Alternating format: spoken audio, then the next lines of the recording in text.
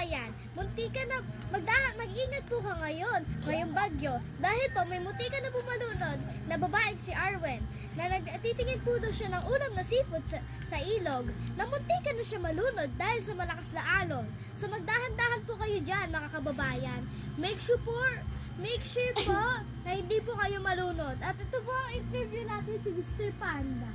Ano ba sasabi mo, Mr. Panda? Gutom lang po ako kasi nga hindi pa ako pinapakain ni mama. Ay, hindi pala ayun yung pinag-uusapan natin. Ang taba ko kasi. Hindi ako Sorry, tumama po ako. Hindi po ako maka-stand still. Napapahiga ako sa sobrang tabatsuy ko. Yay! Ikapwet ko. Okay, Yay! Mr. Panda, get out na.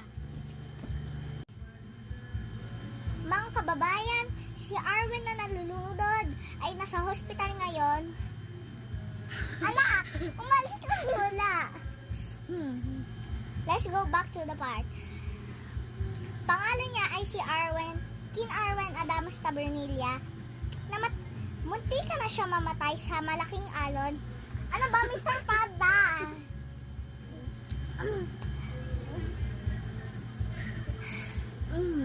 Mayroon ba po kayo masasabi?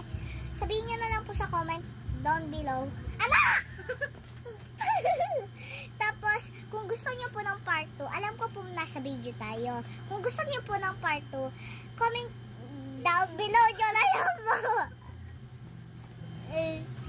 Sa video na pasalamat ka, hindi pa kita sinusuntok. Okay po. So ngayon na mawawala na kami yung oras. Sana po mag-ingat kayo. Sana po mabuhay na po ang namatay na o kaya na lunod na pasyente. At sana naman po mag-ingat kayo. At kung gusto niyo pong part 2, comment down below. Mag-iintay kami. At mamaya na kami gagawa. Ate, kumain ka ng rice, hindi ka pa kumakain. Ano na naman kinakain mo? Matamis.